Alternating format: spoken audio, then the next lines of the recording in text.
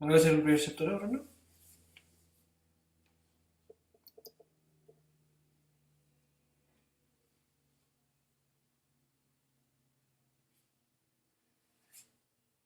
హరే కృష్ణ ప్రభు. ఓం అజ్ఞానతిమిరాంధస్య జ్ఞానాంజనశలాకయా చక్షురున్మిళితం యేన తస్మై శ్రీ గురవే నమః. శ్రీ చైతన్యమనోభీష్టం స్థాపితం యేన భూతలే స్వయం రూపః కదా మహ్యం దదాతి సుపదాంతికం.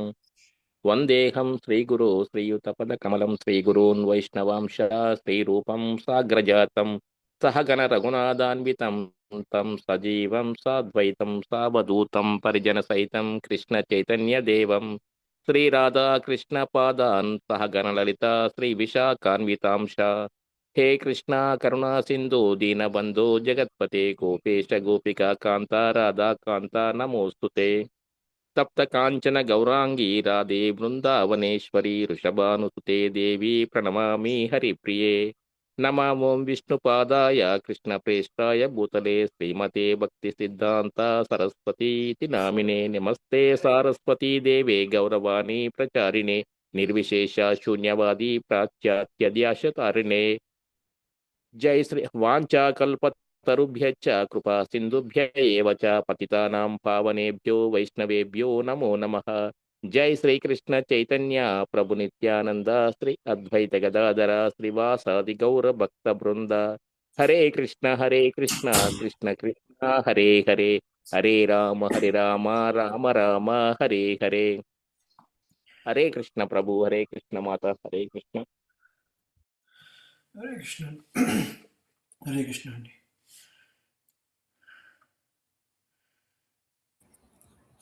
హరే కృష్ణ ప్రభుజీ.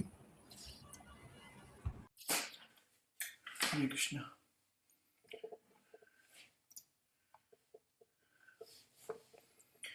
ఓకే,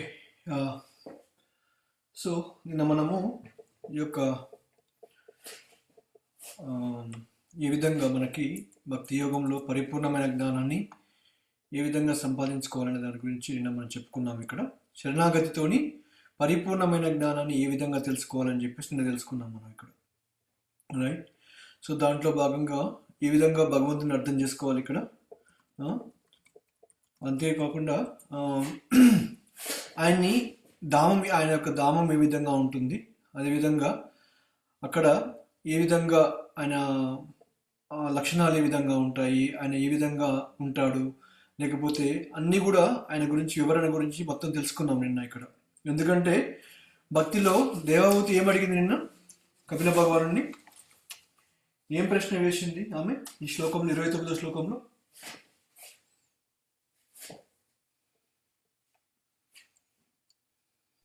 శ్రీకృష్ణ ప్రభు చెప్పండి. యోగం గురించి అడిగింది, లక్ష్యాన్ని ఏ విధంగా సాధించాలి అని అడిగింది. ఓకే, ఏ యోగం గురించి అడిగింది ఆమె? జ్ఞాన యోగం, భక్తి యోగం, యోగము, జ్ఞాన యోగం. అందులో మనం భౌతిక అస్తిత్వాన్ని వదులుకోవాలి అంటే భక్తి యోగం ఒక్కటే మార్గం మనం. సో తిరిగి మళ్ళీ భౌతిక లోకాలకు రాకుండా ఉండాలంటే భక్తి యోగం ద్వారానే మనం గోలోక బృందావనంకి వెళ్ళగలుగుతాము అని చెప్పారు, రైట్. సో అంతేకాకుండా ఆమె ఏమడిగింది, ఎన్నో మార్గాలు ఉన్నాయి, ఏ మార్గంలో చేస్తే మంచిది అని చెప్పేసి అడిగింది అనమాట కదా. సో 3 మార్గాల్లో ఏ మార్గం బెస్ట్? రైట్.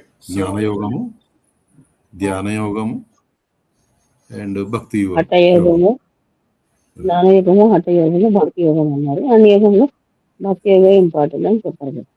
జ్ఞానయోగంలో వాళ్ళ యొక్క లక్ష్యం ఏంటిది?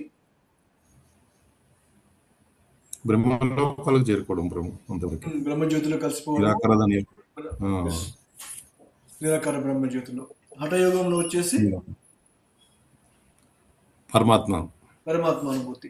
ఓన్లీ భక్తి యోగంలోనే మనము ఈ యొక్క భగవంతుని యొక్క అనుభూతి పొందవచ్చు అనే విషయం గురించి కూడా నిన్న చెప్పుకోవడం జరిగింది ఇక్కడ. దాంట్లో భాగంగా క్లియర్గా ప్రభుపాదుల వారు ఏం చేశారు, భక్తి యోగం అంటే ఏంటిది, లేకపోతే ధ్యాన యోగం అంటే ఏంటిది, జ్ఞానయోగం అంటే ఏంటిది, ఇవన్నీ వాటి గురించి చెప్పడం జరిగింది ఇక్కడ. మిగతా యోగాలు ఏవైతే ఉన్నాయో, జ్ఞానయోగం కానీ ధ్యానయోగం, హఠయోగం ఏదైతే ఉన్నాయో అవి చేసినా కానీ పూర్తి ఫలితం అనేది కలగదు ఇక్కడ. ఎందుకంటే వాళ్ళు తిరిగి మరి కిందికి పడిపోతారు అనమాట వాళ్ళు ఇక్కడ. సో కాబట్టి ఇక్కడ ఏం చెప్తున్నారు, ఇక్కడ మనల్ని భక్తి యోగం మాత్రమే చేయమని చెప్పేస్తున్నారు ఇక్కడ. భక్తి యోగంలో ఏమైపోతుంది మనకి, భక్తి యోగంలో మనము ఆ పరిపూర్ణత్వాన్ని మనం పొందగలుగుతాం ఇక్కడ.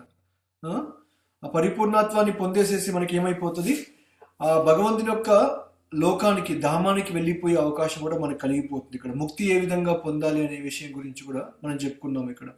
దాంట్లో భాగంగా నిన్న 2 శ్లోకాలు కూడా బ్రహ్మ సంహితలో గురించి చెప్పుకున్నాం ఇక్కడ. మనం భగవంతుని దగ్గరికి వెళ్ళిపోతే, అంటే భక్తి యోగం చేసుకొని భగవంతుని దగ్గరికి వెళ్ళిపోతే ఏమిటి లాభము అనే దాని గురించి మనము చెప్పుకున్నాం ఇక్కడ. ఏంటి ఇక్కడ మనకి బ్రహ్మ సంహితలో చెప్పిన విధంగా 2 శ్లోకాలు మనం చెప్పుకున్నాం. దాంట్లో ఏంటి ఇక్కడ ఆ భగవంతుని యొక్క గొప్పతనం గురించి బ్రహ్మదేవుడు వివరిస్తున్నాడు ఇక్కడ. ఎందుకంటే ఆ బ్రహ్మభూత స్థితి పొందడం అనేది మన యొక్క లక్ష్యం ఇక్కడ. ఈ యొక్క ఆనందాన్ని, ఆ బ్రహ్మభూత స్థితిని పొందాలంటే ఏం చేయాలి, మనము ఆనందాన్ని పొందుతాం మనం ఇక్కడ మనకి. ఎప్పుడైతే ఆ స్థితిని అధిగమించేసి భక్తి యోగ స్థితికి చేరుకోవాలని చెప్పేసి అంటున్నారు. ఏంటి ఇక్కడ మనకి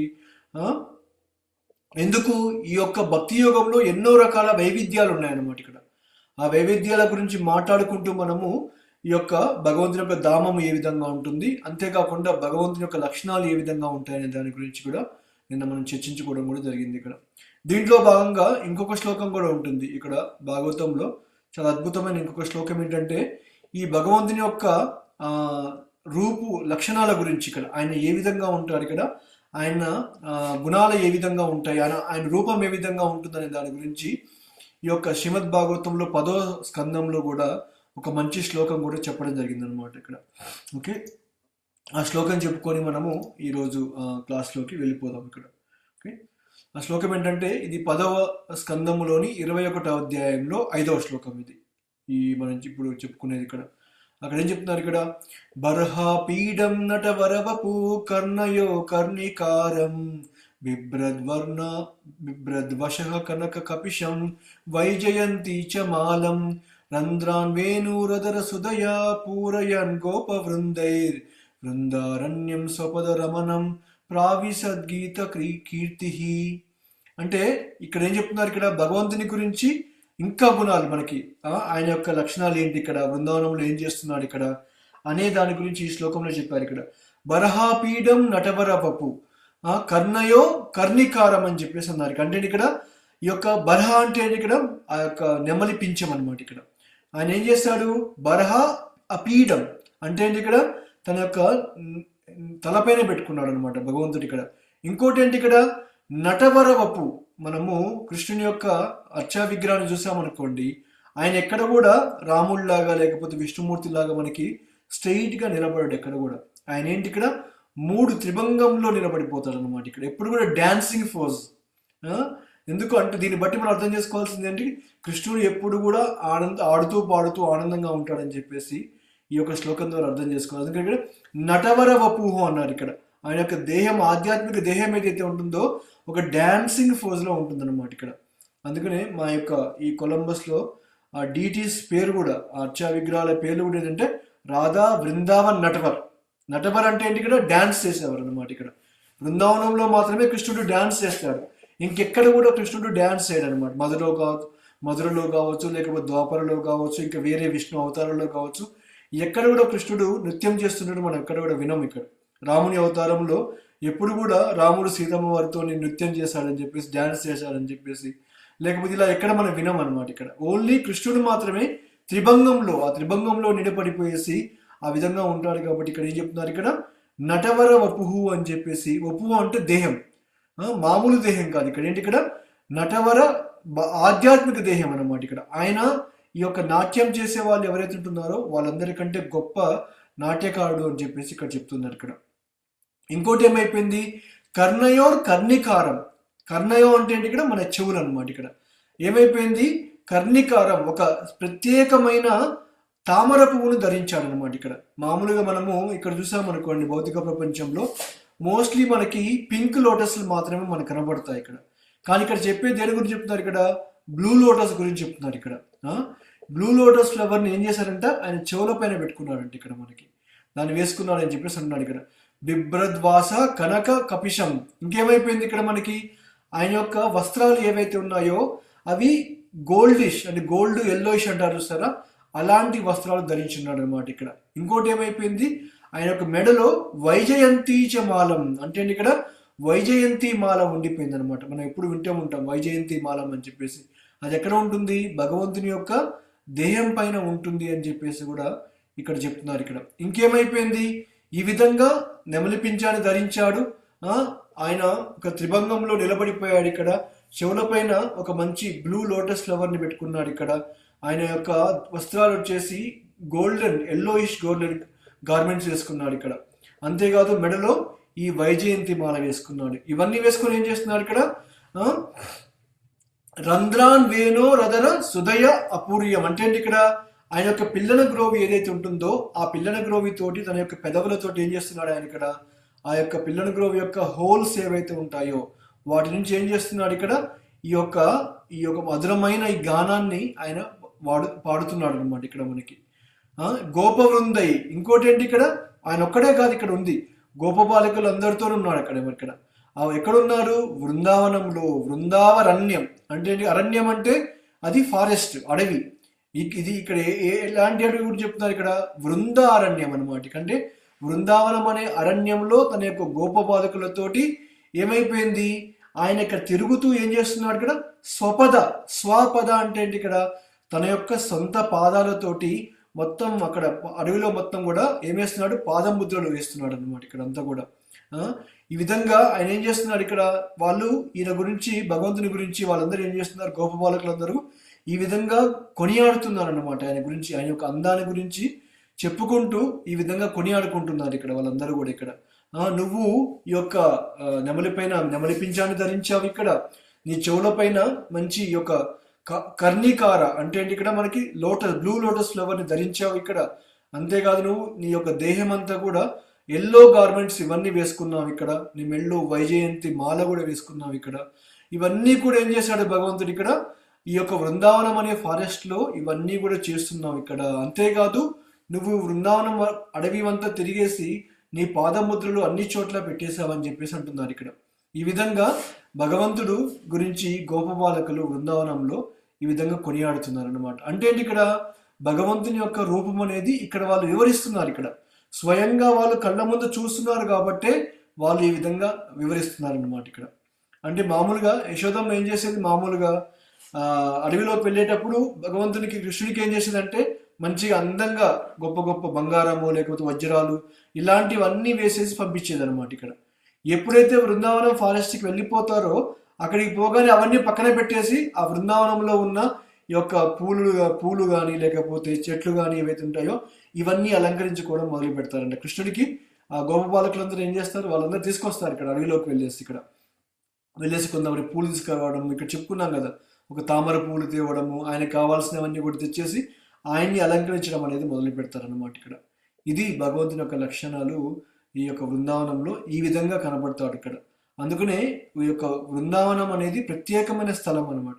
భగవంతుని యొక్క లీలలు ఓన్లీ అక్కడ మాత్రమే మనం చూడగలుగుతాం. ఇక్కడ మిగతా ఎక్కడ కూడా మనము ఇలాంటి లీలలు అనేది మనకి ఎక్కడ కూడా కనపడవు. ఇలాంటి కృష్ణుడు ఉన్నాడు ద్వాపరయుగంలో ఎన్నో విధాలుగా ఆయన ఉన్నాడు. ఇక్కడ మధురాకి వెళ్ళాడు, ద్వాపరాకి వెళ్ళాడు, అన్ని చోట్ల వెళ్ళాడు, కానీ ఎక్కడ కూడా ఇలాంటి లీలలు మాత్రమే ఎక్కడ కూడా చేయలేదు ఇక్కడ.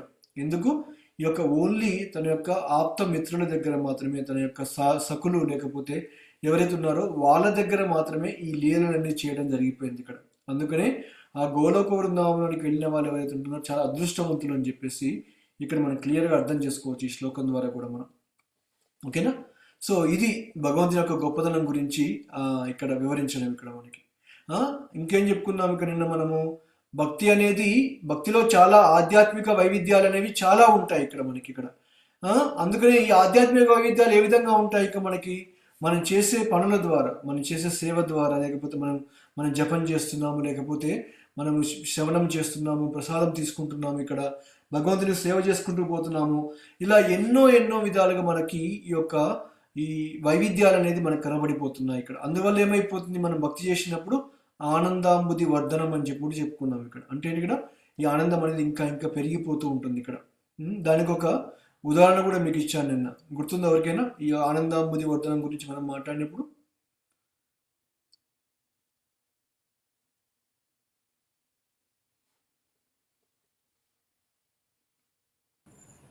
అమృతం గురించి ప్రభు సినిమా ఎగ్జాంపుల్ కాదు. మామూలుగా ఒక సముద్రం ఒక ఎగ్జాంపుల్ చెప్పుకున్నాం కదా మనం.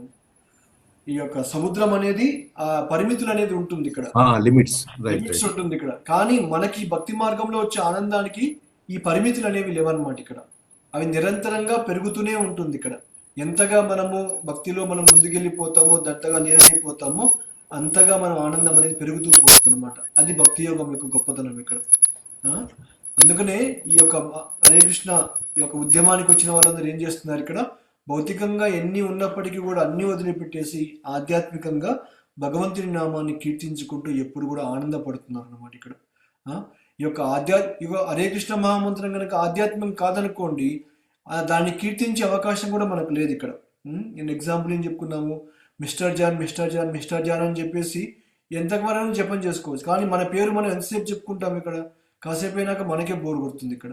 కానీ అదే మనం ఈ మహామంత్రాన్ని జపం చేస్తున్నాం అనుకోండి, దాంట్లో మనకి అసంతృప్తి ఏమి కలగట్లేదు ఇక్కడ. ఇంకా చేయాలని మనకు అనిపిస్తుంది ఇక్కడ. రోజు అదే చేస్తున్నాం, అదే నామాన్ని జపం చేస్తున్నాం ఇక్కడ. కానీ మనకి ఎందుకు బోర్ కొట్టట్లేదు ఇక్కడ, దాంట్లో ఎందుకు విసుగు రావట్లేదు మనకంటే ఆ మంత్రంలో ఏదో మహిమ ఉంది ఇక్కడ మనకి, అందువల్ల మనకు రావట్లేదు అనమాట. అందుకనే ఆధ్యాత్మిక పురోగతి ఎంతగా సాధిస్తామో అంతగా హరే కృష్ణ మహామంత్ర కీర్తన చేసుకుంటూ వెళ్ళిపోతాం. అంతగా హరే కృష్ణ మహామంత్ర కీర్తన చేయడం వల్ల అంతే ఆనందాన్ని కూడా మనం పొందే అవకాశం కూడా కలుగుతుందని చెప్పేసి నిన్న మనం చెప్పుకున్నాం ఇక్కడ. ఓకేనా, అది నిన్నటి వరకు ఇక్కడ. ఓకే, ఈరోజు నెక్స్ట్ ఈ యొక్క నెక్స్ట్ ఏం చూద్దాం. ఇక్కడ ఏం చెప్తున్నారు ప్రభుపాద వారు మనకి. ఓకే, సో తర్వాత ప్రభుపాద వారు ఏం చెప్తున్నారంటే ఈ నవవిధ భక్తుల గురించి చెప్తున్నారు ఇక్కడ. ఓకే, ఈ యొక్క మనము భగవంతుని వేరు రకాలుగా మనం భగవంతుని సేవించుకోవచ్చు ఇక్కడ. మనకి భగవంతునికి ఒక సేవకునిగా ఉండవచ్చు ఇక్కడ, మనము ఒక మిత్రుని లాగా, ఒక తండ్రి వల్లే, ఒక తల్లి వల్లే, ఒక ప్రేయసి వల్లే ఈ విధంగా సాంగత్యం చేయవచ్చు మనం భగవంతునికి ఇక్కడ. ఇలాంటి సాంగత్యంలోనే మనం పరిపూర్ణమైన ఆనందాన్ని అనుభవించగలుగుతాము. ఇప్పటి వరకు రాలేదనుకోండి, ఇప్పుడు ఈ స్థితిలో మనం మిత్రుడు, తండ్రి, తల్లి, ప్రియురాలిగా అయ్యేంత మనం ఇంకా రాలేదు ఇక్కడ. కానీ సేవకుడిగా మనము చేసుకునే ఆ అవకాశం అనేది భగవంతుడు మనకి ఇచ్చాడు ఇక్కడ. ఆ సేవకుడిగా మనం ఎప్పుడు ఉండిపోవచ్చు ఇక్కడ. ఓకే, సో ఆ యొక్క సేవలోనే మనము ఎంతో ఆనందాన్ని కూడా మనం అనుభవించగలమని చెప్పేసి ఇక్కడ చెప్తున్నారు ఇక్కడ మనకి. ఈ శాంతరసము, దాస్యరసము, సాఖ్యరసము, వాత్సల్యము మరియు మాధుర్యం అనేవి 5 ముఖ్య రసాలు ఉన్నాయి ఇక్కడ. ఓకే, మీకు గుర్తున్నాయి మీకు? ఈ 5 అనేవి ప్రైమరీ రసాలు అనమాట. ఏంటి ఇక్కడ? శాంతము, దాస్యము, సాఖ్యము, వాత్సల్యము, మాధుర్యము. ఓకే, శాంతము, దాస్యం వరకు ఉండవచ్చు మనం. సాఖ్యము, వాత్సల్యము మరియు మాధుర్యం రావాలంటే కొంచెం భక్తిలో మనం ఇంకా పురోగతి అనేది సాధించాలన్నమాట ఇక్కడ. లేకపోతే అది సాధ్యమయ్యేది కాదు. కాబట్టి మనము ఇప్పుడున్న స్థితిలో మనము శాంతంగాను దాస్యంతో భగవంతునికి సేవ చేసుకోవచ్చు ఇక్కడ. ఈ భౌతిక లోకంలో కూడా ఇవన్నీ మనం చూస్తుంటాం ఇక్కడ మనకి. ఓకే, మనము ఎవరికో తండ్రి వల్లే, మనము ఒక పుత్రుడిలాగా, ఒక ప్రియుడి వల్లే, ఒక ప్రేమికుడి వల్లే, ఒక యజమానుడి సేవకుడి వల్లే, లేకపోతే ఏదో ఒక సంబంధాన్ని కలిగి ఉన్నాం ఇక్కడ. ఓకేనా, ఇది భౌతికమైన భావంతో ఈ సంబంధాన్ని కలిగి ఉన్నాం. కానీ ఈ సంబంధాలన్నీ ఆధ్యాత్మిక లోకంలోని భగవంతుని దగ్గర ఉన్నాయి ఇక్కడ. కాకపోతే ఏమైపోయింది, ఇవన్నీ కూడా ఆధ్యాత్మిక లోకంలో నుంచి వచ్చిన ప్రతిబింబాలు అన్నమాట ఇక్కడ. ఓకే, ఏంటి ఇక్కడ మనము ఏం చెప్పుకున్నాము, ఇప్పుడు మనము చందమామ ఉంటుంది ఇక్కడ. ఆ చందమామ అనేది ఆకాశంలో ఉంటుంది ఇక్కడ మనకి. కాకపోతే దాని యొక్క ప్రతిబింబం అనేది నీళ్ళల్లో ఉంటుంది ఇక్కడ మనకి. ఓకే, ఆ నీళ్ళల్లో మనం పట్టుకున్నంత మాత్రం నిజంగా చందమామను పట్టుకున్నట్లు కాదు ఇక్కడ. అదేవిధంగా ఈ 5 రసాలు ఏవైతే ఉన్నాయో ఇవి ఆధ్యాత్మిక ప్రపంచంలో ఉన్నాయి. కానీ అవన్నీ కూడా ఏమైపోయినాయి, భౌతిక ప్రపంచంలో ప్రతిబింబాలుగా ఇక్కడ ఉన్నాయన్నమాట ఇక్కడ. ఈ భౌతిక ప్రపంచంలో మనము ఒక పుత్రుని యొక్క వాత్సల్యాన్ని అనుభవించవచ్చు ఇక్కడ. రేపు అదే కుమారుడు, అదే ఇప్పుడు మనం చూస్తున్నాం సమాజంలో కూడా ఒక విధంగా శత్రువు కూడా అయ్యే అవకాశం కలిగిపోతుంది ఇక్కడ. అంటే ఏంటి, అది శుద్ధమైన ప్రేమ కాదు అని ఆలోచించుకోవాలి ఇక్కడ. సమాజంలో మనం ఎక్కడో చూస్తూనే ఉన్నాం ఇక్కడ. చిన్నప్పుడు తల్లిదండ్రులు చాలా ప్రేమిస్తారు పిల్లల్ని ఇక్కడ. కానీ పిల్లలు పెరిగి పెద్ద అయిపోయినాక ఏమైపోతుంది, కనీసం ఆ తల్లిదండ్రులు చూసుకొని కూడా చూసుకోరు ఇక్కడ. వాళ్ళ మధ్యనే వైరాలు ఇక్కడ, వాళ్ళు కొట్టుకోవడము, తిట్టుకోవడము, ఇవన్నీ మనం ఎన్నో చూస్తుంటాం ఇక్కడ. కానీ ఇలాంటి ప్రేమలో శాశ్వత తత్వం అనేది లేదు ఇక్కడ మనకి. భౌతిక ప్రపంచంలో కూడా 5 రకాల రసాలు ఉన్నాయి. కాకపోతే అవి శాశ్వతమైన మైనవి కావు ఇక్కడ. ఆ ప్రేమ అనేది శాశ్వతమైనది కాదు ఇక్కడ. లేకపోతే ఒకవేళ శత్రువు కాకపోతే ఏమైపోతుందో చనిపోవచ్చు ఇక్కడ. లేకపోతే ఒక యువతిని ఇంకో యువకుడు కానీ, ఒక యువకుడు ఇంకో యువతిని కానీ ప్రేమించుకోవచ్చు ఇక్కడ. కానీ ఆ ప్రేమ ఎప్పటి వరకు ఉంటుందో వాళ్ళకు తెలియదు ఇక్కడ. ఎందుకంటే అదే సంబంధము రేపు విడిపోతారు ఇక్కడ. మళ్ళీ ఇక్కడ అంటే ఏంటి, ఇక్కడ మనకి ఆ ప్రేమ నిజమైనది కాదు ఇక్కడ. అందుకనే ఏం చెప్పారు మనకి శాస్త్రంలో ఏం చెప్తుంది ఇక్కడ, ఈ భౌతిక ప్రపంచంలో నిజమైన ప్రేమ లేదు ఇక్కడ. ఓకే, ఇదంతా కూడా కపటం. ఒక విధంగా చెప్పాలంటే కామం అని చెప్పేసి అంటున్నారు ఇక్కడ. ఎందుకంటే ప్రతి ఒక్కరు కూడా ఒకరిని ప్రేమించున్నారంటే ఇక్కడ వాడి దగ్గర నుంచి ఏమి ఆశించాలి ఇక్కడ. ఓకే, ఇది ఒక లాభం, ఒక వ్యాపారం లాగా అనమాట ఇక్కడ. వాడు నన్ను ప్రేమిస్తున్నాడు కాబట్టి నేను వాడిని ప్రేమిస్తున్నాను ఇక్కడ. అంతే తప్పిస్తే వాడు ప్రేమించినా ప్రేమించకపోయినా నేను ప్రేమిస్తాను అనే భావన ఈ భౌతిక ప్రపంచం లేదు ఇక్కడ. కాబట్టి ఇవన్నీ కూడా ఈ సంబంధాలు ఏవైతే ఉన్నాయో, భౌతిక ప్రపంచంలో ఉన్న ఈ సంబంధాలు ఏవైతే ఉన్నాయో ఇవి ఈ రోజు కనపడవచ్చు, రేపు ఉండకపోవచ్చు, రేపు పూర్తిగా వెళ్ళిపోవచ్చు అనమాట ఇక్కడ. కాబట్టి దీన్ని బట్టి అర్థం ఏం చేసుకోవాలి ఇక్కడ, మనకి ఈ భౌతిక లోకంలోని లోపాలు ఏవైతే ఉన్నాయో వాటి వల్ల ఇవన్నీ జరుగుతున్నాయి ఇక్కడ. కానీ ఇవి ఆధ్యాత్మిక లోకంలోని సంబంధాలు అనేవి ఎప్పుడు విడిపోవు. ఇప్పుడు మనము విన్నాం, మనం ఇక్కడ బృందావనంలో యశోద, నందమహారాజు శ్రీకృష్ణుని యొక్క తల్లిదండ్రులు ఇక్కడ వాళ్ళు ఎక్కడ కూడా విడిపోయినట్టు కానీ, లేకపోతే వాళ్ళు దూరంగా వెళ్ళిపోయినప్పుడు ఎప్పుడు మనం వినం ఇక్కడ. ఆ ప్రేమ అనేది ఎప్పటికీ ఉండిపోతుంది. ఈవెన్ భగవంతుడు వాళ్ళని వదిలిపెట్టేసి ద్వారకా మధురకు వెళ్ళిపోయినా కానీ వాళ్ళలో ఉన్న ప్రేమ అలానే ఉండిపోయింది ఇక్కడ. ఆ గోపికలు భగవంతుడి కోసం ఎల్లప్పుడూ ఎదురు చూస్తూనే ఉన్నారు వాళ్ళు ఇక్కడ. కృష్ణుడు ఏమని చెప్పాడు ఇక్కడ, నేను వస్తాను, మళ్ళీ కొన్ని రోజులు వస్తానని చెప్పేసి అంటే వాళ్ళు కృష్ణుడు వస్తాడేమో అని చెప్పేసి రోజు ఎదురు చూస్తూనే ఉన్నారు ఇక్కడ వాళ్ళు ఇక్కడ. అది నిజమైన ప్రేమ అంటే ఇక్కడ.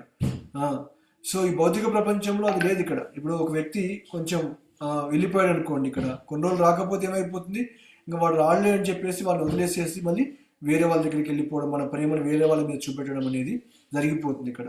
కానీ ఆధ్యాత్మిక లోకంలో ఇవన్నీ ఏమి లేవు ఇక్కడ మనకి. ఇక్కడ కేవలము ఆధ్యాత్మిక లోకంలో ఏమైపోతుంది, ఈ ప్రేమ అనేది నిరంతరము పెరుగుతూ పోతుంది ఇక్కడ. అందుకనే దీన్ని పరిపూర్ణత్వం అని చెప్పేసి అంటున్నారు ఇక్కడ. ఆధ్యాత్మిక లోకంలో ఉన్న ఈ యొక్క రుచులు, రసాలు ఏవైతే ఉన్నాయో, వాత్సల్యము, మాధుర్యము, సాఖ్యం ఏవైతే ఉన్నాయో ఇవి నిరంతరము పెరుగుతున్నాయి తప్పిస్తే ఎప్పుడు తగ్గిపోవట్లేవు ఇక్కడ. అందుకనే ఈ భక్తి ఏవైతే ఉంటుందో ఇది పరిపూర్ణత్వం. ఇది ఎప్పుడైతే మనం ఆ స్థితిలోకి వెళ్ళేసి భగవంతుడిని మనం పూజిస్తామో అప్పుడు పూర్తిగా మనం కూడా ఆనందాన్ని పొందవచ్చు ఇక్కడ. సో భగవంతుని మనం బృందావనం చూస్తామనుకోండి, ఆ సురభి ఆవులు ఏవైతే ఉంటాయో వాటిని మేపుతూ ఆయన ఆనందించాడు ఇక్కడ. భగవంతుడు ఒక ఆవుల్ని కాసేవాడిలాగా మారిపోయాడు అనమాట ఇక్కడ. కానీ మాయావాదులు ఈ విషయాన్ని అర్థం చేసుకోలేకపోతున్నారు ఇక్కడ. కృష్ణుడు ఏమిటి, కృష్ణుడు వచ్చేసి మామూలు ఆవుల్ని ఆయన మేపడం ఏమిటి అని చెప్పేసి వాళ్ళు ఆశ్చర్యపోతున్నారు ఇక్కడ. బ్రహ్మదేవుడు కూడా భ్రాంతి చెందాడు ఇక్కడ. చివరిగా మాయావాదులు కాదు ఇక్కడ, భక్తులైన బ్రహ్మదేవుడు కూడా మోహంలో పడిపోయాడు ఇక్కడ. బ్రహ్మ విమోహన లీల. కాబట్టి ఈ యొక్క బృందావనంలో బాలుడు అంటే అందరూ పూజిస్తున్నారు భగవంతుని ఇక్కడ, కృష్ణుడిని అందరూ పూజిస్తున్నారు ఇక్కడ. బ్రహ్మదేవునికి సందేహం వచ్చింది ఇక్కడ, అరే ఇదేంటి ఇక్కడ వీళ్ళు ఈ బృందావనంలోని బాలుడిని పూజించట అసలు ఎలా సాధ్యం అని చెప్పేసి వాళ్ళు భావించడం కూడా జరిగిపోయింది అనమాట ఇక్కడ. వాళ్ళు అతన్ని దేవాది దేవుడు అని చెప్పేసి అంటున్నారు ఇక్కడ. ఇది ఎలా సాధ్యం ఇక్కడ అని చెప్పేసి బ్రహ్మదేవుడు ఏం చేశాడు, ఆ గోపబాలకులందరినీ కూడా కిడ్నాప్ తీసుకొని వెళ్ళిపోయాడు అనమాట ఇక్కడ మనకి. ఆ తర్వాత ఏమైపోయింది, తన తప్పు తెలుసుకొని భగవంతుని దగ్గరికి వచ్చి శరణాగతి కూడా పొందడం జరిగింది ఇక్కడ. కాబట్టి చాలా మంది భగవంతుడిని యథాతథంగా అర్థం చేసుకోలేకపోతున్నారు ఇక్కడ. ఇంద్రుడు కూడా అదే విధంగా భ్రాంతి చెందాడు ఇక్కడ. ఈ గోవర్ధన లీలలో భాగంగా ఆయన ఏ విధంగా చేశాడనేది మనకు అందరికీ తెలిసిందే ఇక్కడ. కాబట్టి ఇవన్నీ కూడా ఈ యొక్క భగవంతుడు చేసిన లీలలు ఏవైతే ఉన్నాయో ఇవి మామూలు సాధారణమైనవి కావు ఇక్కడ. ఇవి చాలా దివ్యమైన లీలలు అనమాట ఇక్కడ. కానీ వాటిని అర్థం చేసుకునే స్థితి ఇప్పుడున్న సమాజంలో ఉన్న వాళ్ళకి లేదు ఇక్కడ. అది ప్రాబ్లం ఇక్కడ మనకి. ఓకే, ఇవి చాలా దివ్యమైనవి, సాధారణమైనవి కావు ఇక్కడ. కానీ మనం ఎప్పుడైతే వీటిని అర్థం చేసుకుంటామో, ఈ లీలలు ఎప్పుడైతే మనకు అర్థమైపోతాయో, ఏమైపోతామో అప్పుడు మనం ముక్తి పొందుతాం అనమాట ఇక్కడ. ఓకే, భగవంతుని యథాతథంగా జన్మ కర్మ చమే దివ్యం ఏవం యో వేత్తి తత్వతః త్యక్త్వా దేహం పునర్జన్మ నైతి మామేతి సోర్జున. భగవంతుని యొక్క జన్మము కర్మలు ఎప్పుడైతే దివ్యమని ఎవరైతే అర్థం చేసుకుంటారో ఈ దేహాన్ని వదిలిపెట్టిన తర్వాత మళ్ళీ దేహాన్ని పొందవలసిన అవసరం లేదని చెప్పేసి భగవద్గీతలో స్వయంగా చెప్పారు ఇక్కడ మనకి. కాబట్టి మనము ఈ లీలల్ని యథాతథంగా ఎప్పుడైతే మనం అర్థం చేసుకుంటామో అప్పుడు మనం ముక్తి పొందుతామని చెప్పేసి కూడా చెప్తున్నారు ఇక్కడ. మనము గోపికలు ఉన్నారనుకోండి, ఆ గోపికలతోని భగవంతుని యొక్క లీలని మనం అర్థం చేసుకోవాలి ఇక్కడ మనకి. అది భౌతికమైన స్థలంలో చూడకూడదు. ఇక్కడ భౌతిక ప్రపంచంలో ఒక ప్రియురాలు ప్రేమికుడు ఇద్దరు ప్రేమించుకున్నారనుకోండి, ఆ ప్రేమ రాధాకృష్ణుల మధ్యలో ఉన్న ప్రేమ ఒకటే అనే ఆలోచన భావం మనకు రాకూడదు ఇక్కడ. అది సరైన విధంగా అర్థం చేసుకోవాలి ఇక్కడ. ఈ యొక్క ఆధ్యాత్మిక గురువు లేరు కాబట్టి, ఈ యొక్క ఆధ్యాత్మిక జ్ఞానం లేదు కాబట్టి వాళ్ళందరూ ఒక వేరే విధంగా అర్థం చేసుకుంటున్నారు ఇక్కడ. నిజంగా భక్తిలో ఉన్న వాళ్ళు, గురువును ఆశ్రయించిన వాళ్ళు ఈ విధంగా అర్థం చేసుకున్నమాట ఇక్కడ. అందుకనే భగవంతుని యొక్క లీలని అర్థం చేసుకోవాలని చెప్పేసి ఇక్కడ చెప్తున్నారు ఇక్కడ. ఈ లీలలు సాధారణమైనవి కావు ఇక్కడ. ఈ భౌతిక లోకంలో ఈ యొక్క యువతులు ఏం చేస్తారు, నృత్యం చేస్తూ ఉంటారు ఇక్కడ. కానీ భగవంతుడు గోపికలతో నృత్యం చేయడం అంటే దీనికి పూర్తిగా భిన్నమైనది ఇక్కడ. భగవంతుడు రాసలీల బ్రహ్మదేవుడి యొక్క ఒక రాత్రి మొత్తం చేశాడు ఇక్కడ. రాత్రి అంటే మీకు తెలిసిందే కదా, మన ఈ యొక్క ఎన్నో యుగాలు పాస్ అయిపోయినాయి అనమాట ఇక్కడ. అన్ని యుగాల పాటు ఆయన రాసలీల చేయడం జరిగిపోయింది ఇక్కడ. ఇది ఎవరికి సాధ్యమవుతుంది ఇక్కడ? ఎవరికి సాధ్యమయ్యేది కాదనమాట ఇక్కడ. ఎందుకంటే ఈ యొక్క జనులు శ్రీకృష్ణుని అర్థం చేసుకోనందున వారు ఏం చేశారు, గోపికలతోని శ్రీకృష్ణుడు ఈ రాసలీల గురించి ఎప్పుడైతే విన్నారో వాళ్ళు ఏం చేశారు, ఓ భగవంతుడు కూడా రాసలీల చేశాడు, గోపికలతో నృత్యం చేశాడు కాబట్టి మేము కూడా చేస్తాము అని భావిస్తారు ఇక్కడ. కానీ భగవంతుడు ఎందుకు చేస్తాడు ఇక్కడ, వాళ్ళు ఎవరు, అసలుకి దీని వెనకాల కారణం ఏంటి ఇక్కడ? ఆ యొక్క నృత్యం అనేది అశ్లీలమైన నృత్యమా లేకపోతే మంచి నృత్యమా అనేది వీళ్ళకి ఎవరికి తెలియదు ఇక్కడ. జస్ట్ వాళ్ళకి తెలిసింది ఇక్కడ, కృష్ణుడు రాధారాణితోటి గోపికలతోని నృత్యం చేశాడు అని మాత్రమే తెలుసు ఇక్కడ. అంతకు మించి ఇంకేం తెలియదు అనమాట ఇక్కడ మనకి. ఈ విధంగా వాళ్ళు ఏం చేస్తారు ఇక్కడ, నరకానికి వెళ్ళిపోతారు అనమాట వీళ్ళు ఇక్కడ. ఈ విధంగా ఎవరైతే ఈ విధంగా చేస్తున్నారో, ఈ విధంగా ఎవరైతే భగవంతుడి లీల గురించి ఈ విధంగా అర్థం చేసుకుంటున్నారో వాళ్ళకి ఏమైపోతుందంటే వాళ్ళు అలాంటి వాళ్ళు నరకానికి వెళ్ళిపోతారని చెప్పేసి ఇక్కడ చెప్తున్నారు ఈ యొక్క శ్లోకంలో కూడా. అందుకనే మనం ఏం చేయాలి, భగవంతుడి యొక్క లీల గురించి ఒక ప్రామాణిక వ్యక్తి నుండి భగవంతుడి యొక్క లీల గురించి మనం తెలుసుకోవాలి ఇక్కడ. ఎవరి నుంచి పడితే వాళ్ళ గురించి ఈ యొక్క భగవంతుడి యొక్క లీల గురించి మనం తెలుసుకోకూడదు అనమాట ఇక్కడ. ఓన్లీ ప్రామాణిక వ్యక్తి నుంచి మాత్రమే ఈ శ్రీకృష్ణ యొక్క లీలను తెలుసుకోవాలి అని చెప్పేసి కూడా ఇక్కడ చెప్తున్నారు ఇక్కడ. ఈ గోపికలతోని శ్రీకృష్ణులు అంత రహస్యమైనది కాబట్టి వాటిని వెంటనే అర్థం చేసుకోవడానికి ప్రయత్నించకూడదు మనకి. అందుకనే ఏం చెప్తారు, భాగవతాన్ని చదివినప్పుడు భాగవతంలో 10వ స్కందములో ఉంటాయి ఈ లీలన్నీ కూడా. భగవంతుని యొక్క లీలలు రాసలీలలు అన్ని కూడా 10వ స్కందంలో ఉంటాయి ఇక్కడ. అందుకనే ప్రభుపాల వారు కానీ ఆచార్యులు ఏం చెప్తారు ఇక్కడ, ఎవరు కూడా 10వ స్కందంకి వెళ్ళేసి భాగవతాన్ని చదవకూడదు అంటారు ఇక్కడ. ఎవరైనా చదివితే మొట్టమొదటి స్కందం నుంచి చదువుకుంటూ వెళ్తే భగవంతుని గురించి అప్పుడు పూర్తిగా అర్థమైపోతుంది. ఆయన ఎవరు, ఎందుకు చేశాడు, ఇవన్నీ అర్థమైపోతుంది. ఎప్పుడైతే మనం వెళ్ళి ఈ లీలను చదివామో 10వ స్కందంలో, అప్పుడు మనకి ఈ యొక్క భౌతికమైన స్థావరంలో చూడకుండా ఆధ్యాత్మిక స్థావరంలో చూస్తామన్నమాట ఇక్కడ మనం. అది భగవంతుని యొక్క లీల గురించి. అందుకనే ఈ 10వ స్కందంలో వివరించబడ్డాయి ఇక్కడ. కావాలంటే ముందే పెట్టవచ్చు కదా, సుఖదేవ గోస్వామి కావాలనుకుంటే 1-2 స్కందంలోనే పెట్టవచ్చు ఇక్కడ. ఆయన ఎందుకు మరి 10వ స్కందం దాకా ఎందుకు ఎదురు చూశారు ఇక్కడ? ఎందుకంటే ఆ అర్హత సాధించాలి ఇక్కడ. భక్తులు అనే వాళ్ళు అర్హత సాధించినప్పుడే వీటిని యథాతథంగా అర్థం చేసుకుంటారు ఇక్కడ మనకి. కాబట్టి మనము ఈ 9 స్కందాలు క్రమంగా చదివిన తర్వాతనే మనం శ్రీకృష్ణుని యథాతథంగా అర్థం చేసుకోగలుగుతాం ఇక్కడ. కాబట్టి ఈ విధంగా శ్రీకృష్ణు యొక్క లీలలు అనేవి సాధారణమైనవి కావు ఇక్కడ. ఎప్పుడైతే మనం ఇవి దివ్యమైనవని ఎప్పుడైతే మనం అర్థం చేసుకుంటామో అప్పుడు ముక్తిని పొందగలుగుతాము. అంటే ఈరోజు మనం చెప్పుకునేది అంటే ఏంటి ఇక్కడ మనకి, అన్ని మార్గాలలో భక్తి మార్గం అనేది చాలా గొప్పది ఇక్కడ. కానీ భక్తి మార్గంలో కూడా మనం ఊరికి అలా చేయకూడదు ఇక్కడ. ఇక్కడ విషయాలని మనం అర్థం చేసుకోవాలి ఇక్కడ. ఏదైతే భక్తి చేస్తున్నామో ఆ భక్తి ఎందుకు చేస్తున్నామో దానిని ఏ విధంగా అర్థం చేసుకోవాలి, ఏ విధంగా చదవాలి అని కూడా చాలా చాలా ఇంపార్టెంట్ ఇక్కడ మనకి. మనం భగవంతుని గురించిన శ్రవణము చేయడము, ఆయన నామాన్ని కీర్తించడము, పూజించడము, ఇవన్నీ చేయాలన్నమాట ఇక్కడ. అందుకని శ్రవణము, కీర్తనము, స్మరణం అనేది చాలా చాలా ఇంపార్టెంట్ మన భక్తి మార్గంలో ఇక్కడ. మనము ఎప్పుడు కూడా గురువు యొక్క ఆధీనంలో, స్వయంగా శ్రీకృష్ణు యొక్క ఆధీనంలో మాత్రమే మనం సేవ చేసుకుంటూ వెళ్ళిపోవాలి ఇక్కడ. ఆయన యొక్క సూచనల ద్వారా ఎప్పుడైతే మనం భక్తి చేస్తామో అప్పుడే ఆ భక్తి అనేది నిజంగా ఒక విలువ అనేది ఉంటుంది ఇక్కడ, సార్థకత అనేది ఉంటుంది ఇక్కడ. ఇప్పుడు లేదంటే మనం ఇష్టం వచ్చినట్టు చేసుకుంటూ వెళ్ళిపోయామనుకోండి, అది శాస్త్రాల్లో చెప్పకుండా చేసిన పూజలు అనుకోండి, అది ఎలాంటి ఉపయోగం అని కూడా ఇవ్వదు ఇక్కడ. ఈ లోకంలో ఇవ్వదు, ఇంకో లోకంలో కూడా వాళ్ళకి ఆ ప్రయోజనం అనేది కలగదు ఇక్కడ. అందుకనే ముఖ్యంగా ఏంటి ఇక్కడ మనం ఏవైతే లీలలు ఏవైతే ఉన్నాయో ఇవన్నీ కూడా ఒక గురువుని ఆశ్రయించి ఆయన ఆధీనంలో ఈ భగవంతుడికి సంబంధించిన లీలలన్నీ మనం చేసుకోవాలి ఇక్కడ.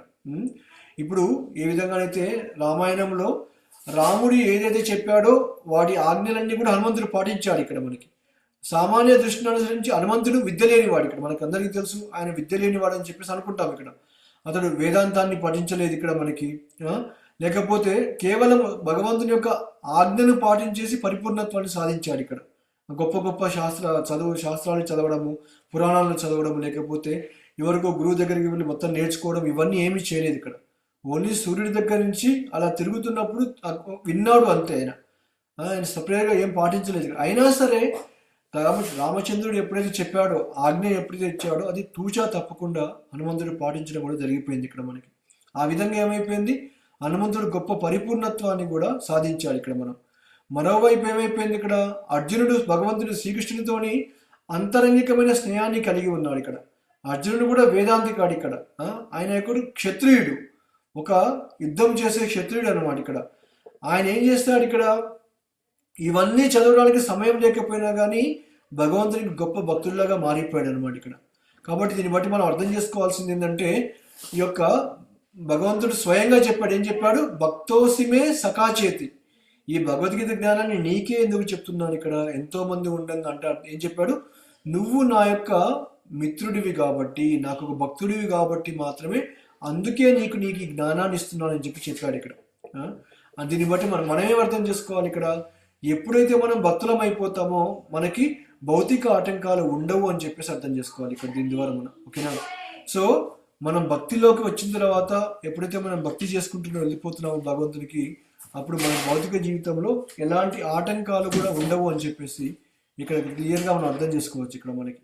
అందుకనే హనుమంతుడికి ఒక ఎగ్జాంపుల్లో కానీ, అర్జునుడి యొక్క ఎగ్జాంపుల్లో కానీ వాళ్ళు గొప్ప గొప్ప వేదాంతులు, లేకపోతే ఈ యొక్క బ్రాహ్మణులు కానీ సన్యాసులు కాదు వాళ్ళు. ఇక్కడ వాళ్ళేంటి, వాళ్ళ యొక్క ధర్మాన్ని నిర్వర్తించుకుంటూ, వర్ణాశ్రమ ధర్మాన్ని నిర్వర్తించుకుంటూ భగవంతుడు ఏదైతే చెప్పాడో అది చేశారు. ఇక్కడ రాముడు చెప్పాడని చెప్పేసి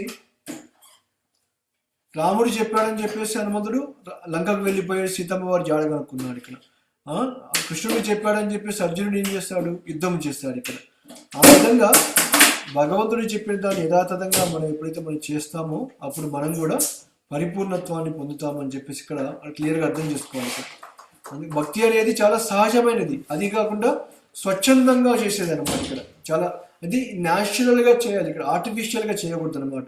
వాళ్ళు చూస్తున్నారు వీళ్ళు చూస్తున్నారు ఎప్పుడు మనం భక్తి చేయకూడదు. ఇక్కడ మనకి సమాజంలో వేరే వాళ్ళ కోసము, వేరే వాళ్ళకి వాళ్ళ యొక్క దృష్టిలో పడిపోవాలని చెప్పేసి, ఇక్కడ వాళ్ళు చూస్తున్నారని చెప్పేసి అలా భక్తి చేసే వాళ్ళు చాలా మంది ఉంటారు ఇక్కడ.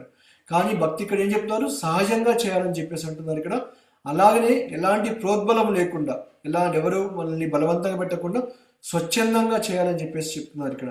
ఈ విధంగా శ్రీకృష్ణుని నిస్వార్థంగా మనం సేవించుకోవాలి. ఇక్కడ స్వార్థముతోనైతే శ్రీకృష్ణుని సేవ చేయడం అనేది ఎల్లప్పుడూ మంచిది కాదు ఇక్కడ. కానీ కొన్నిసార్లు స్టార్టింగ్లో మనము భక్తిలోకి రాకముందు ఏం చేస్తారు, కొన్నిసార్లు స్వార్థంతోనే కొంతమంది చేసే అవకాశం కలిగిపోతుంది ఇక్కడ. అట్లీస్ట్ నువ్వు ఆ స్వార్థంతో చేసినా కానీ ముందు వెళ్ళేప్పుడు ఏమైపోతుంది, భక్తిలో నీకు ఎంతో లాభం అనేది కలిగిపోతుంది ఇక్కడ. కాబట్టి ఈ యొక్క మనకి 4 రకాల ఈ సుకృతులు ఉన్నారు ఇక్కడ. వాళ్ళు ఏం చేస్తారు, ఇక్కడ ఒకరు ధనం కోసము, ఒకరు కష్టాలు పోవాలని చెప్పేసి, ఒకరు జ్ఞానం కోసము, ఇంకో దానికోసం ఏం చేస్తారు, భగవంతుని ఆశ్రయిస్తారు. ఇక్కడ మొదట్లో భక్తి లేదు ఇక్కడ, కానీ అలా చేసుకుంటూ పోయినప్పుడు ఏమైపోయింది, ఒకానొక స్థితిలో వాళ్ళకి ఈ యొక్క భక్తి అనేది వాళ్ళలో మొత్తం పూర్తిగా వస్తుంది అనమాట ఇక్కడ మనకి. కానీ మనలో ఉన్న ఈ యొక్క స్వార్థ చింతన ఎప్పుడైతే మనం పక్కన పెట్టేసి శ్రీకృష్ణ భగవాన్ని ఎప్పుడైతే మనం ఆశ్రయిస్తామో అలాంటి వ్యక్తిని ఇక్కడ పుణ్యాత్ముడు అని చెప్పేసి భావించాలని చెప్పేసి అంటున్నారు ఇక్కడ. ఎందుకంటే ఇప్పుడు ధ్రువ మహారాజును చూసుకుందాం అనుకోండి. ధ్రువ మహారాజు విష్ణుమూర్తిని ఎందుకు ఆశ్రయించాడు ఇక్కడ, ఎవరైనా చెప్తారా? ఎందుకు ధ్రువ మహారాజు ఎందుకు ఆశ్రయించాడు విష్ణుమూర్తిని? ఆయన తండ్రి దగ్గర ప్రేమను పొందలేకపోయాడు కాబట్టి ఆయనకు అలాంటి ప్రేమను పొందాలంటే రాజ్యము ఆస్తి కావాలి అనే ఉద్దేశంతో వస్తాడు ప్రభు జంగల్లోకి. వచ్చి నారదముని ద్వారా జ్ఞానాన్ని తీసుకొని అవి కూడా వదిలేస్తాడు చివరికి ప్రత్యక్షం అయిన తర్వాత విష్ణుమూర్తి. ఎగ్జాక్ట్లీ. సో స్వార్థంతోని వెళ్ళి శ్రీకృష్ణుని ఆరాధించాడు ధ్రువ మహారాజు. ఒక విధంగా చెప్పాలంటే ఏంటిది, నా తండ్రి కంటే నా తాత కంటే అద్భుతమైన ఆ, ఏంటిది రాజ్యాన్ని పొందాలని చెప్పేసి ఒక స్వార్థంతో వెళ్ళేసి విష్ణుమూర్తి పైన ధ్యానం చేయడం జరిగిపోయింది ధ్రువ మహారాజు ఇక్కడ. కానీ ఎప్పుడైతే భక్తియుత సేవలో పరిపూర్ణత్వాన్ని సాధించాడో భగవంతుడి ముందు ఎప్పుడైతే ప్రత్యక్షం అయిపోయేసి నీకు ఏం కావాలని చెప్పేసి భగవంతుని దర్శించేసుకున్నాడు ఇక్కడ. శ్రీకృష్ణుడు ఎప్పుడైతే దర్శించడం జరిగిపోయిందో అప్పుడు ఏమన్నాడు ఇక్కడ, నాకు మీ నుంచి ఏమీ వద్దు, ఇక్కడ నాకు మీకు సేవ తప్పిస్తే నాకు ఏమీ అవసరం లేదని చెప్పాడు అనమాట ఇక్కడ. అంటే ఆయన గొప్ప గొప్ప రాజ్యాన్ని కోరుకొని భగవంతుని దగ్గర కలిసి సేవ చేసుకున్న వ్యక్తి ఎప్పుడైతే భగవంతుడు ప్రత్యక్షం అయిపోయాడో నాకు ఇవేమీ వద్దు, నాకు నీ సేవ ఒక్కటి ఉంటే చాలు అని చెప్పేసి ఆ స్థితికి రావడం కూడా జరిగిపోయింది ఇక్కడ మనకి. అంటే ఏంటి ఇక్కడ మనకి మీకు మనకి భక్తిలో స్వార్థం ఉన్నా కానీ అయినా పర్లేదు భగవంతుడిని ప్రార్థించండి ఇక్కడ. శ్రీకృష్ణ భగవానునే ప్రార్థించండి ఇక్కడ, ఓకేనా, వేరే వాళ్ళకి కాదు ఇక్కడ. అందుకనే భగవంతుడు ఏం చెప్పాడు ఇక్కడ, మీరు ఆ దేవుడు ఈ దేవత ఇక్కడ ఇక్కడ అని చెప్పేసి మీరు వెళ్ళే బదులు మీ కోరికలు ఏవైనా ఉంటే నాకే వచ్చి చెప్పండి ఇక్కడ, అవి కూడా ఓకేనా. ఆ కోరికలు కూడా నేనే నెరవేరుస్తాను ఇక్కడ. ఆ నెరవేర్చిన తర్వాత మనకి ఏమైపోతుంది, ఒక నమ్మకం అనేది కలిగిపోతుంది ఇక్కడ. ఆ నమ్మకం ద్వారా ఏమైపోతాము, మనము భక్తిలో స్థిరపడిపోయే అవకాశం కూడా మనకు కలిగిపోతుంది ఇక్కడ మనకి. అదేవిధంగా ధ్రువ మహారాజు కూడా ఒక స్వార్థముతోని వెళ్ళి భగవంతుని ప్రార్థించాడు ఇక్కడ. కానీ భగవంతుడు ఎప్పుడైతే ప్రత్యక్షం అయిపోయాడో అప్పుడేం చెప్పాడు ఇక్కడ, నాకేమీ వద్దు, నాకు నీ సేవ తప్పిస్తే ఇంకోటి అవసరం లేదని చెప్పడం జరిగిపోయింది అనమాట ఇక్కడ. ఇదంతా ఎందుకు జరిగింది ఇక్కడ మనకి, భగవంతుని యొక్క గుణాల గురించి శ్రవణం చేసుకుంటూ మనము ఏదో విధంగా శ్రీకృష్ణుని యొక్క కృష్ణ చైతన్యం పట్ల ఆకర్షితులమైనామనుకోండి, మన జీవితం పరిపూర్ణమైపోతుంది ఇక్కడ, ఓకేనా. ఈ భక్తి మార్గంలో ఉంటూ దీంట్లో కొనసాగుకుంటూ ముందుకెళ్ళిపోతూ శ్రవణం చేసుకుంటూ కీర్తన చేసుకుంటూ భగవంతుని యొక్క గుణాల గురించి వింటూ మనం ఇక్కడ ఏదో విధంగా ఈ భగవంతుని యొక్క ఈ ఉద్యమం ఏదైతే కృష్ణ చైతన్యం ఏదైతే ఉంటుందో దీని పట్ల ఆకర్షితులు అయితే సరిపోతుందంట, మన జీవితం పరిపూర్ణం అయిపోతుందంట. ఇక ఇంతకంటే చేయాల్సిన అవసరమే లేదు ఇక్కడ. అందుకనే తస్మాత్ కేనాప్యుపాయన మన కృష్ణ నివేశయాత్, అంటే ఏదో విధంగా మీరు ఇక్కడ కింద పడతారా పైన పడతారో తెలియదు, ఇక్కడ ఏదో విధంగా మన మనస్సుని కృష్ణ పైన లగ్నం చేయాలని చెప్పేసి ఇక్కడ చెప్తున్నారు ఇక్కడ క్లియర్గా ఇక్కడ. అప్పుడు ఏమైపోతుంది, శ్రీకృష్ణుడు మనకి సహాయం చేస్తాడు ఇక్కడ మనకి. భగవంతుడు మన హృదయంలో ఉండేసి ఏం చేస్తున్నాడు ఇక్కడ, ఆ భక్తిని మనకి ఇచ్చేస్తున్నాడు అనమాట. ఎప్పుడు కూడా మనకి ఆయన మన హృదయంలో ఉన్నాడు ఇక్కడ. మనకి జ్ఞానం ఇవంతా మనం తీసుకుంటున్నాము, లేకపోతే ఇదంతా మనకు అర్థమవుతుంటే అర్థం ఏంటి, ఇక్కడ భగవంతుడు మన హృదయంలో ఉండేసి మనకి ఆ జ్ఞానాన్ని ప్రసాదిస్తున్నాడు ఇక్కడ. లేకపోతే ఇది సాధ్యమయ్యే విషయం కాదు ఇక్కడ మనకి. అందుకని ఇక్కడ ఏదో విధంగా కృష్ణ చైతన్యంలో మన మనస్సుని లగ్నం చేయాలని చెప్పేసి అంటున్నారు ఇక్కడ. తేషాం సతతయుక్తానం భజతాం ప్రీతిపూర్వకం దదామి బుద్ధి యోగంతం ఏనమాపయాంతితే. దదామి బుద్ధి యోగంతం, ఆ బుద్ధి ఏవైతే ఉంటుందో మీలో ఉన్న బుద్ధి అది నేనే ఇస్తున్నాను ఇక్కడ. ఎప్పుడైతే మీరు నా యొక్క నన్ను ప్రేమతో సేవించుటేందు ఎప్పుడైతే నిరంతర ఆసక్తులే ఎవరైతే ఉంటారో, తేషాం సతతయుక్తానం అంటే ఎల్లప్పుడూ అనమాట భగవంతునికి ఏం చేయాలి, భజతాం ప్రీతిపూర్వకం, భజించమని చెప్తున్నారు ఇక్కడ. ఏ విధంగా, ప్రీతిపూర్వకంగా అంటే ఇష్టంగా పూజించాలన్నమాట. అరే ఏదో వచ్చాం కదా చేయాలి కదా బలవంతంగా చేయడం కాదు ఇక్కడ. నైవేద్యం పెట్టమని చెప్పారు కాబట్టి నేను తింటా కదా ఎట్లా కొంచెం భగవంతుని కూడా పెట్టేస్తాను, లేకపోతే ఇలా కాదు ఇక్కడ మనకి. మనకంటే ఎక్కువగా భగవంతుని ప్రీతిపూర్వకంగా చూసుకోవాలి ఇక్కడ. మనం తిన్నామా లేదా తర్వాత సంగతి, ఇక్కడ మనం భగవంతునికి పెట్టామా లేదా, ఆయన మంచిగా ఆరగిస్తున్నాడు లేదా, ఆయన కోసం ఏం చేసి పెట్టాలి అనేది మనం ఆలోచించాలి ఇక్కడ. మనకున్నంతలోనే, ఓకేనా, లేని వాడి గురించి ఆలోచించదు ఇక్కడ. మనకి ఎంతైతే ఉంటుందో దాంట్లోనే ఆ ప్రేమతోటి ఇక్కడ భగవంతుడు ఏం చేస్తాడు, ఆ ప్రేమను చూస్తున్నాడు ఇక్కడ. అందుకని ఇక్కడ ఏం చెప్తున్నాడు, భజతాం ప్రీతిపూర్వకంగా ప్రేమించమని చెప్పేసి అంటున్నారు ఇక్కడ. ఇప్పుడు మన ఇంటికి ఎవరైనా గెస్ట్ వచ్చారనుకోండి, ఆ గెస్ట్ వచ్చినప్పుడు అరే వచ్చాడరా వీడు అని చెప్పేసి వాడిని కూర్చోబెట్టి బలవంతంగా తిను అని చెప్పేసి బలవంతంగా వేసామనుకోండి, వాడు పారిపోతాడు ఇక్కడి నుంచి. అదేవిధంగా భగవంతుడు కూడా అలాంటి వాడు అనమాట. ఆయన మన ఇంటికి పిలిచాము, మన ఇంట్లో పూజా గదిలో ఉన్నాను ఇక్కడ, సరే ఇంకా నేను ఎలాగ తినాలి కాబట్టి నీకు కూడా కొంచెం పెడతా పట్టు అని చెప్పేసి అనుకున్నాం అనుకోండి, అది భక్తి ప్రీతిపూర్వకం కాదు ఇక్కడ. ఓకే, ప్రీతిపూర్వకం అనేది మనం మనస్ఫూర్తిగా పెట్టాలన్నమాట. ఈవెన్ ఒక పండు అయినా సరే ఆ ప్రేమతోని పెట్టాలి భగవంతునికి ఇక్కడ. అందుకనే ఎల్లప్పుడూ ఈ యొక్క నిరంతర భగవంతుని యొక్క భక్తితో సేవ ఎందు ఆసక్తులమైపోయేసి ఆ యొక్క ప్రీతిపూర్వకంగా ఎప్పుడైతే భజన చేస్తామో ఏం చేస్తాడు, దదామి బుద్ధి యోగంతం, ఆ యొక్క బుద్ధిని జ్ఞానాన్ని భగవంతుడు మనకు కల్పిస్తాడని చెప్పేసి అంటున్నాడు ఇక్కడ. ఇది నిజమైన బుద్ధి యోగం అంటే ఇక్కడ మనకి భక్తి యోగం అంటేనే బుద్ధి యోగం. అందుకు మన బుద్ధిని ఉపయోగించి చేస్తున్నాం కాబట్టి దీన్ని భక్తి యోగం అంటారు ఇక్కడ మనకి. ఓకే, ఇది జ్ఞానయోగము ధ్యానయోగం కిందకి రాదు. ఇక్కడ మనం బుద్ధిని ఉపయోగించేసి భగవంతునికి ఏమి కావాలనో, భగవంతునికి ఏవైతే ఇష్టం ఉన్నాయో, భగవంతునికి ఏం పెడితే ఆయనకి ఇష్టమో, ఏం చేస్తే ఆయనకి ఇష్టమో అది చేస్తే అది బుద్ధి యోగం అవుతుంది ఇక్కడ. ఆ బుద్ధి యోగమే భక్తి యోగం అన్నమాట ఇక్కడ మనకి. ఎందుకంటే ఎంతో మంది జ్ఞానవంతులు ఈ యొక్క బుద్ధి ఇచ్చాడు భగవంతుడు, అందరికీ బుద్ధిని ఇచ్చాడు ఇక్కడ. కానీ ఈ జ్ఞానవంతులు ఏం చేస్తున్నారు, ఈ కృష్ణ చైతన్యాన్ని అంగీకరించడానికి వాళ్ళు ముందుకు రావట్లేరు ఇక్కడ మన ఇక్కడ. కొంతమంది ఏం చేస్తారు, చాలా గొప్ప గొప్ప యూనివర్సిటీలో చదివి గొప్ప గొప్ప ఐఐటీలో లేకపోతే ఎంఐటీలో చదువుకున్న వాళ్ళు ఏం చేస్తారు, అవన్నీ వదిలిపెట్టేసి భక్తి మార్గాన్ని పట్టుకొని ఇక్కడికి వచ్చేసి ఈ భగవంతుని యొక్క కృష్ణ చైతన్యాన్ని అందరికీ ఇవ్వడానికి కూడా ఎంతో నిర్ణయించుకున్నారనమాట ఇక్కడ మనం.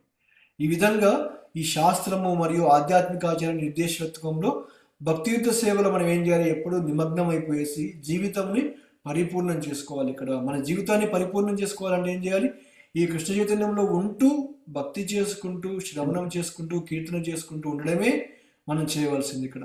అలా చేస్తే సరిపోతుంది. ఇక్కడ మనకేంటి, ఇక్కడ ఏనకేన ప్రకారేణ మన కృష్ణ నివేశయాత్, ఏదో విధంగా ఏనకేన ప్రకారేణ మీరు ఎలా చేస్తారో అది మీ ఇష్టం. ఇక్కడ మీరు భగవంతుని పైన మనస్సు ఏ విధంగా పెట్టాలనుకుంటున్నారో అది మీ ఇష్టం.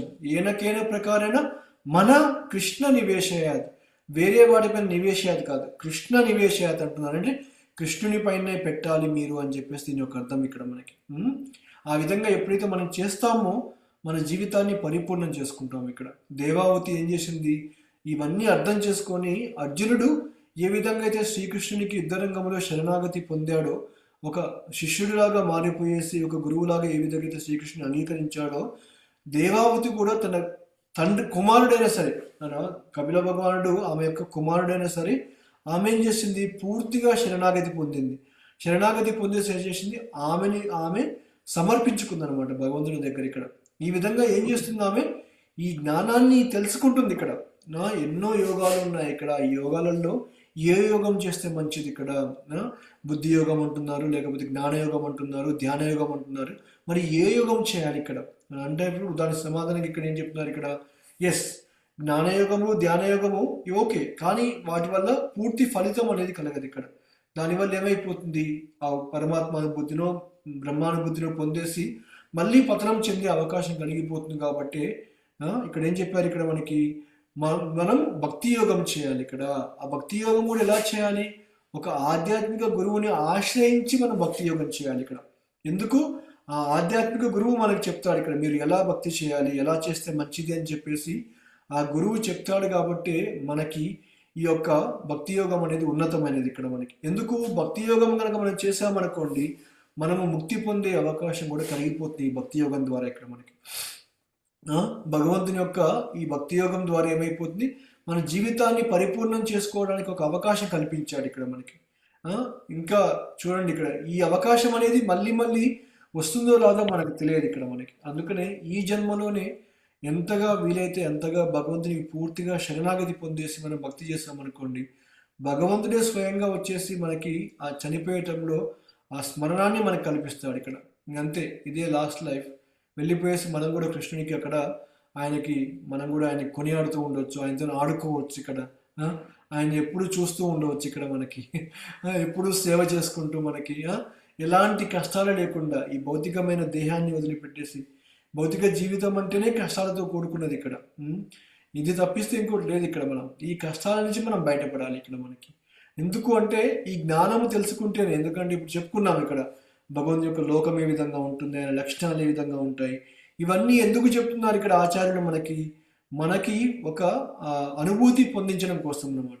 ఇప్పుడు ఎప్పుడు అమెరికాకి రాని వాళ్ళు ఎవరు ఉన్నారనుకోండి, అమెరికాకి వెళ్ళి వచ్చిన వ్యక్తి ఎప్పుడైతే చెప్తారో అమెరికాలో చాలా బాగుంటుందంటే అక్కడ ఎప్పుడు హాట్ వాటర్ అంటే హాట్ వాటర్, కోల్డ్ వాటర్ అంటే కోల్డ్ వాటర్, లేకపోతే ఏసీ అంటే ఏసీ, హీటింగ్ అంటే హీటింగ్, అన్నీ ఉంటాయి ఇక్కడ, పొల్యూషన్ ఉంటుంది ఇక్కడ, మంచి మంచి కార్లలో తిరగవచ్చు, ఎంజాయ్ చేయొచ్చు అని చెప్పారనుకోండి, ఓ అవునా అటైతే నీ కూడా వెళ్తే బాగుంటుంది, ఇక్కడ ఒక్కసారైనా వెళ్ళి రావాలి అని చెప్పేసి ఈ భౌతిక మనకు అనిపిస్తుంది ఇక్కడ మనకి. ఆ, అదేవిధంగా ఆధ్యాత్మిక ప్రపంచం గురించి మనకి ఆ రుచిని కల్పిస్తున్నారు అన్నమాట ఇక్కడ. ఓ అక్కడ ఇలా ఉంటుంది కాబట్టి మీరు వెళ్తే భగవంతుని కలుసుకోవచ్చు, ఇక్కడ భగవంతుని యొక్క లీలల్లో భాగంగా మీరు పాల్గొనుకోవచ్చు ఇక్కడ మనకు. ఇవన్నీ కూడా మనకి ఆచార్యులు మనకి ఏం చెప్తున్నారు ఇక్కడ, అది ఏ విధంగా మన జీవితంలో అర్థం చేసుకోవాలని చెప్పేసి ఇవన్నీ మనకు నేర్పిస్తున్నారు అన్నమాట ఇక్కడ. దీని ద్వారా మనం ఏం చేయాలి ఇక్కడ, మనము ఏదైతే ఉత్తమమైన యోగమో అది మాత్రమే చేసుకోవాలి. మిగతా యోగాల గురించి మనము పట్టించుకోవాల్సిన అవసరం లేదు ఇక్కడ మనకి. వేరే వాళ్ళు చెప్పుకున్నట్టు నిర్వాణం అని చెప్పేసి ఇవన్నీ మనకు అవసరం లేదు ఇక్కడ. నిర్వాణము, ఈ భగవంతుల్లో కలిసిపోవాలి, ఇవన్నీ కూడా మనకి ఇప్పుడు కూడా మనకి ఇంట్రెస్ట్ లేదు ఇక్కడ మనకి. భగవంతుని గురించి కృష్ణ ఏం చెప్పారు ఇక్కడ మనకి, బహునాం జన్మనామంతే జ్ఞానవాన్మా ప్రపద్యంతే వాసుదేవ సర్వమితి సమహాత్మ సుదుర్లభ. ఎన్నో లక్షల జన్మ తర్వాత ఈ యొక్క మానవ జన్మను పొందిన తర్వాత ఏమైపోతున్నారు, ఈ మానవ జన్మలో కూడా ఒక్కరు మాత్రమే భగవంతుని యథాతథంగా అర్థం చేసుకుంటారని చెప్పారు ఇక్కడ. ఆ ఒక్కరం మనమే. ఓకే, కాబట్టి ఈ విషయాన్ని అర్థం చేసుకోవాలి. మన భక్తిని ఏ విధంగా పరిపూర్ణత్వం పొందాలా అని చెప్పి అర్థం చేసుకోవాలి ఇక్కడ. ఎందుకంటే బయట ప్రపంచంలో ఆనందం లేదు ఇక్కడ. ఓకే, అదంతా కూడా కృత్రిమమైన ఆనందం వాళ్ళు కల్పించుకుంటున్నారు ఇక్కడ. అంటే ఏంటి, ఇక్కడ స్వతహాగా వాళ్ళు ఆనందం పొందట్లేదు ఇక్కడ. వేరే వాళ్ళని చూసి, వేరే వాళ్ళ సినిమాలు చూసో, లేకపోతే తాగో తినో, లేకపోతే ఇంకేదో చేసుకొని వేరే వాళ్ళ గురించి మాట్లాడుకోను, ఈ విధంగా ఆనందాన్ని పొందుతున్నారు ఇక్కడ. స్వతహాగా వాళ్ళు ఆనందం పొందట్లేదు ఇక్కడ. కానీ మన ఆనందం అలా కాదు ఇక్కడ. మన ఆనందం అనేది ఈ భక్తి యోగం ద్వారా, భగవంతునికి సేవ చేసుకోవడం ద్వారా, శ్రవణం చేయడం ద్వారా, కీర్తనం చేయడం ద్వారా మనం ఈ ఆనందాన్ని పొందుతున్నాము. అంతేకాదు మన ఆనందం అనేది ఒక దగ్గర ఉండిపోయేది కాదు ఇక్కడ. ఎక్కడికి వెళ్ళినా ఆనందాన్ని పొందవచ్చు ఇక్కడ. మన ఇంట్లో ఆనందాన్ని పొందవచ్చు, గుడికి వెళ్తే ఆనందాన్ని పొందవచ్చు, బయట ఎక్కడైనా ట్రావెల్ చేస్తున్నప్పుడు ఆనందాన్ని పొందవచ్చు ఇక్కడ. ఎందుకంటే కృష్ణుడిని మనతో పాటు తీసుకెళ్ళిపోతున్నాం ఎక్కడికంటే ఎక్కడికి. భగవంతుడు మనతో పాటు ఉన్నాడు అనుకోండి, మన జీవితం ఎప్పుడూ ఆనందమయమే ఇక్కడ. కానీ భగవంతుని దూరంగా పెట్టిన వాళ్ళకందరికి ఏమైపోతుంది, ఈ కష్టాలు అనేది ఎప్పుడు వస్తూ ఉంటుంది. కాబట్టి అర్థం చేసుకోవాల్సింది ఏంటంటే, మనము ఈ యొక్క భక్తి యోగం గురించి అర్థం చేసుకోవాలి ఇక్కడ. ఇది ఆనందాంబుది వర్ధనం, ఇది ఇంక్రీజ్ అవుతుంది తప్పిస్తే, రోజు రోజుకి పెరుగుతుంది తప్పిస్తే తరుగుదల అనేది ఇక్కడ ఏమీ లేదు ఇక్కడ మనకి. ఓకేనా, ఎంత చేస్తే అంత మంచిది అనమాట ఇక్కడ. ఎంత టానిక్ చెప్పు కదా, ఎంత ఎక్కువ తీసుకుంటే అంత ఎక్కువగా ఆనందాన్ని మనం పొందుతాం అనమాట ఇక్కడ మనం. కాబట్టి భగవంతుని శాంతరసంలో, దాస్యరసంలో, సాఖ్యరసంలో, వాత్సల్యం, మాధుర్య రసంలో మనం సేవ చేసుకోవచ్చు ఇక్కడ. కానీ ఆ స్థితికి వెళ్ళాలంటే ఏం చేయాలి, ముందు శాంతరసంలో మొదలు పెట్టాలి, తర్వాత దాస్యం సేవ చేసుకోవాలి ఇక్కడ. ఏ విధంగా అయితే హనుమంతుడు, అర్జునుడు ఏ విధంగా అయితే భగవంతుని శరణాగతి పొందారో, ఆయన చెప్పిన ఆజ్ఞలు శిరసావహించారు వాళ్ళ జీవితంలో ఇక్కడ. అలా ఎప్పుడైతే చేస్తారో ఏమైపోతాం, మనం కూడా ఆ భగవంతుని యొక్క గొప్పతనాన్ని అర్థం చేసుకొని మన జీవితాన్ని పరిపూర్ణత్వం చేసుకునే అవకాశం కూడా కలిగిపోతుంది ఇక్కడ మనకి. ఇది భక్తి యోగం యొక్క గొప్పతనం. అందుకనే భక్తి యోగం అనేది చాలా చాలా ఇంపార్టెంట్ ఇక్కడ. మనం చేసేదాన్ని ఎలా చేయాలి ఇక్కడ, తేషామ సతతయుక్తానం భజత ప్రీతిపూర్వకం ఇక్కడ. ఓకే, మనం ఎప్పుడు కూడా సతతం నిత్యంతో మనం ఇక్కడ అంటే ఎల్లప్పుడూ చేస్తూ ఉండాలి ఇక్కడ. మనం భగవంతుని ప్రేమతోటి మనం ఎప్పుడైతే చేసుకుంటామో అప్పుడు భగవంతుడు మనకేం చేస్తాడు, ఆ బుద్ధిని ఇస్తాడు అనమాట. ఆ బుద్ధి యోగంతో మనము భక్తి యోగం చేసుకోవచ్చు ఇక్కడ.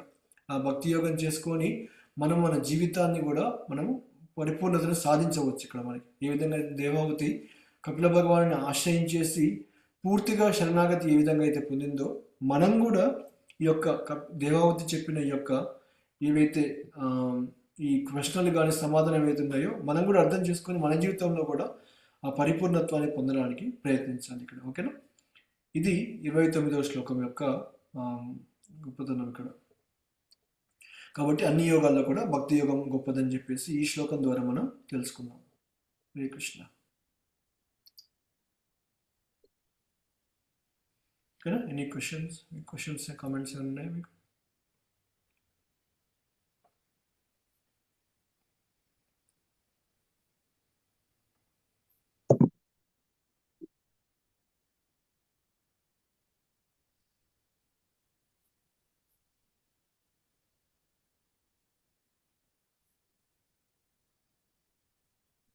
భక్తి అనేది ప్రభు స్వార్థంతో మొదలుపెట్టి ఇప్పుడు కొంచెం నాకు అర్థమవుతుంది ప్రభు. ఫస్ట్ స్వార్థంతో ఓహో నేను చేస్తున్న భక్తు అన్నట్టుగా మొదలు పెట్టాను. ఆ స్వార్థం వల్ల తర్వాత ఈ మన ఈర్ష్య ద్వేషము ఇవి ఉండకూడదు అనేది మీ ద్వారా ఇప్పుడు ఇన్ని సంవత్సరాల నుంచి తెలుసుకున్నాను కాబట్టి నాకు అసలు గుంటూరు అంటేనే ఇష్టం లేదు. అసలు రాను. నేను గుంటూరు వస్తే సరే నువ్వు వాళ్ళ ఇంట్లో ఉండు, నేను మా ఇంటికి వెళ్తాననే స్టేజ్కి వచ్చాము. అలాంటిది గుంటూరు నేను వాళ్ళ ఇంట్లో వీళ్ళింట్లో కాదు, ఎవరైతే నాకు ఇష్టం లేదో వాళ్ళ మధ్య ఉంటాను, పలకరిస్తా. మళ్ళీ నేను నా పని నేను చేసుకుంటా. పిలిచినప్పుడు పలకరిస్తా, నా పని నేను చేసుకుంటాను అనే కాడికి వచ్చి వాళ్ళ మధ్య ఉంటున్నప్పుడు ఎవరైతే ఇష్టం లేదో వాళ్ళ మధ్య తిరుగుతున్నా, వాళ్ళతోనే ఉంటున్నా. వాళ్ళు ఇప్పుడు ఈర్ష్య అనేది తక్కువ చేసుకోవాలని, ఆ ఈర్ష్య ద్వేషం ఎంత తక్కువైందో నాకు తెలియదు, కానీ వాళ్ళ మీద నాకు ఈర్ష్య లేదు. ఎవరైతే నాకు ఇష్టం లేదు వాళ్ళందరి మీద నాకు ఈర్ష్య అనేది లేదు. వాళ్ళు రాగానే అయ్యా బాగున్నాను, తర్వాత నా పని చేసుకుంటున్నాను. పలకరిస్తున్నా, లేదంటే లాస్ట్ వాళ్ళే మామూలుగా వచ్చి పలకరిస్తున్నారు. నేను కూడా వాళ్ళ గురించి పట్టించుకోవట్లేదు. ఇక్కడ ఉన్నప్పుడు తప్ప అందరినీ చూసుకోవాలి, మనం అందరితో పాటు వెళ్ళిపోవాలి ఇక్కడ మనం. ఇప్పుడు అంతేగాని అదే ఫస్ట్ ఇంక వీళ్ళు అన్ని తింటా ఉంటారు ప్రభు.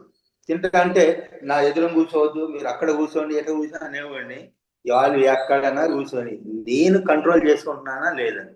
నా మనసు అక్కడికి వెళ్తే నేను తిన్నట్టు, లేకపోతే కంట్రోల్లో ఉన్నట్టు అని నాకు నేనే అనుకుంటున్నప్పుడు వాళ్ళు ఎదురుగా కూర్చొని తిన్నా, లైన్ లో కూర్చొని తిన్నా, వాడి గురించి పట్టించుకోవట్లేదు. నాకేం కావాలో అది మాత్రమే చూస్తున్నా. భగవంతుడికి ఏది పెట్టాలో అది, భగవంతుడికి ఏది పెడితే అదే నేను తింటా. నేను ఇంకా ఏదైతే తిన్నా, మీరేమన్నా తినండి, భగవంతుడికి ఏది పెడితే అది నేను తింటానంటే ఇక అప్పుడు స్నానం చేసి భగవంతుడికి పెట్టడం మొదలు పెట్టేయండి. లేకపోతే ఆ రోజు నేను పస్తుంటాను. దేహం అనేది ఇంపార్టెంట్, మనం దేహాన్ని కాపాడుకోవాలి. ఎంతవరకు వీలుంటే మనకి ఎన్ని ఉన్నా కానీ చేసుకుంటూ వెళ్ళిపోవాలి మనం ఇక్కడ.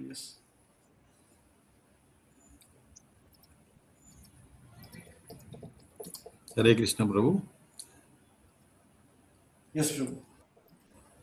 నిన్నటి క్లాస్లో మనకు బంధాల గురించి మాట్లాడారు ప్రభు.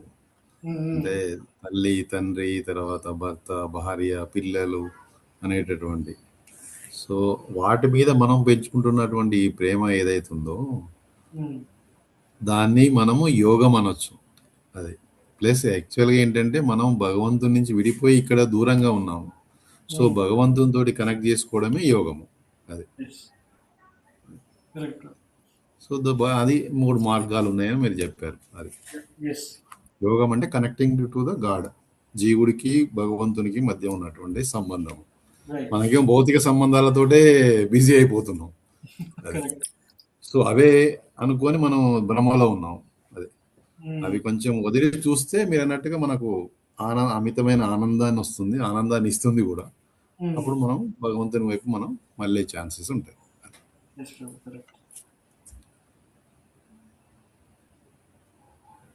శివరామకృష్ణ ప్రభు చెప్పినట్టుగా ఆ వదలడం అనేది వెరీ ఇంపార్టెంట్. అది ఎప్పుడు వస్తుంది? ఈ జ్ఞానం తీసుకుంటేనే వస్తుంది. లేకపోతే అంత ఈజీగా మనం వదలలేము బంధాలు, ఆ ఈర్ష్యలు, అది ఆ కోపాలు.